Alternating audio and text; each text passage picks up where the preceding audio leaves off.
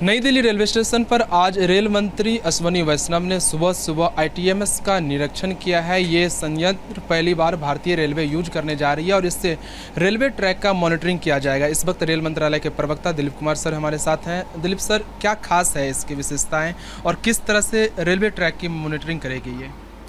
Safety railway की सर्वोच्च प्राथमिकता रही है और गाड़ियों का सेफ तरीके से परिचालन कैसे हो यह सुनिश्चित करने के लिए रेलवे के जितने भी कंपोनेंट्स हैं और जितनी भी हमारी इकाइयां हैं सब लगी हुई रहती हैं।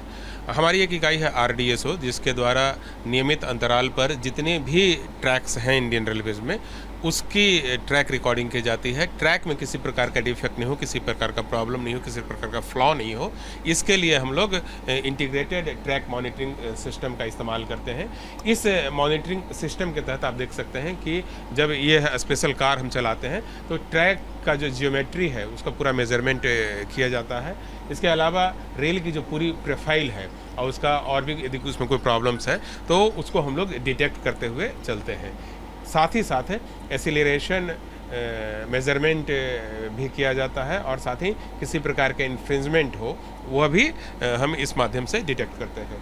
तो ये जो पूरा सिस्टम है वह इंटीग्रेटेड है और जब भी हम इसको मॉनिटर करते हैं तब हमारी कोशिश होती है कि यदि किसी प्रकार की प्रॉब्लम हो तो हमारी पूरी टीम सेफ परिचालन के लिए आगे आ जाए। अभी जो इंटीग्रेटेड ट्रैक मॉनिटरिंग सिस्टम हमने इंट्रोड्यूस किया है ये कॉन्टैक्ट लेस लेज़र टेक्नोलॉजी पर आधारित है और इस सिस्टम में रेलवे का जो ट्रैक है इसमें 16 प्रकार की समस्याओं को डिटेक्ट करने की क्षमता है। यह इंडिया में पहली बार हो रहा है। मतलब भारतीय रेलवे लेजर टेक्नोलॉजी का पहली बार इस्तेमाल करेगी? नहीं, लेजर टेक्नोलॉजी का इस्तेमाल हम पहले भी करते आ रहे हैं। कॉन्टैक्टलेस लेज़र सिस्टम है, इसमें कॉन्टैक्टलेस सिस्टम है और जो फ्लॉ डिटेक्ट होते हैं वह तुरंत इंटीग्रेटेड मॉनिटरिंग सिस्टम के माध्यम से सभी संबंधित लोगों के पास आ जाते हैं।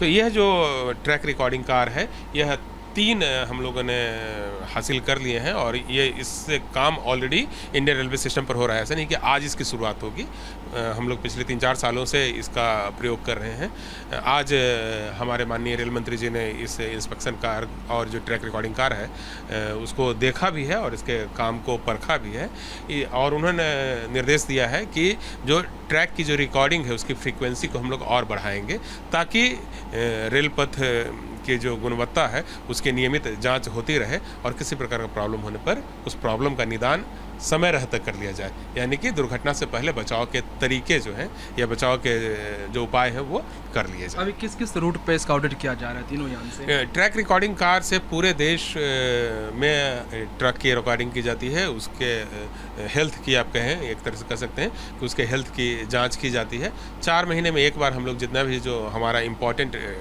ट्रैक है, इम्पॉर्टेंट रूट है, वहाँ के ट्रैक को मॉनिटर किया जाता है और बाकी के लिए भी अलग अलग समय निर्धारित है।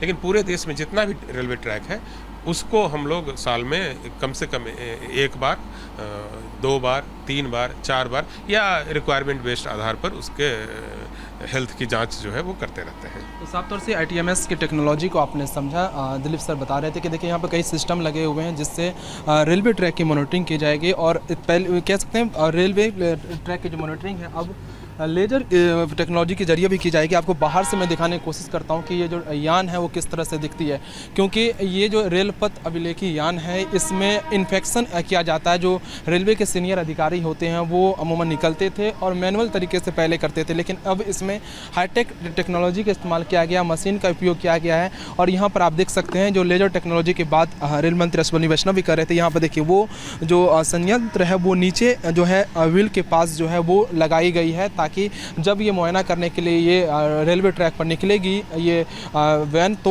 उसमें जो है वो आसानी से रेलवे ट्रैक का जो है मॉनिटरिंग किया जाएगा कि कहीं कोई फॉल्ट तो नहीं है और इस किस ट्रैक पर कितनी स्पीड से कौन सी ट्रेन चलाई जा सकती है। ये तमाम जो जांच है वो इसी यान से किया जाता है और उसके बाद उस रूट पर जो ट्रेन चलती है और उसकी स्पीड डिसाइड किया जाता है, क्योंकि प्रत्येक रेलवे स्टेशन के बीच में रेलवे ट्रैक पर अलग अलग स्पीड होता है। जैसे कि आगरा से कोटा के बीच में जो है वो रेलवे ट्रैक पर 160 किलोमीटर प्रति घंटे की रफ्तार से कोई भी ट्रेन चल सकती है।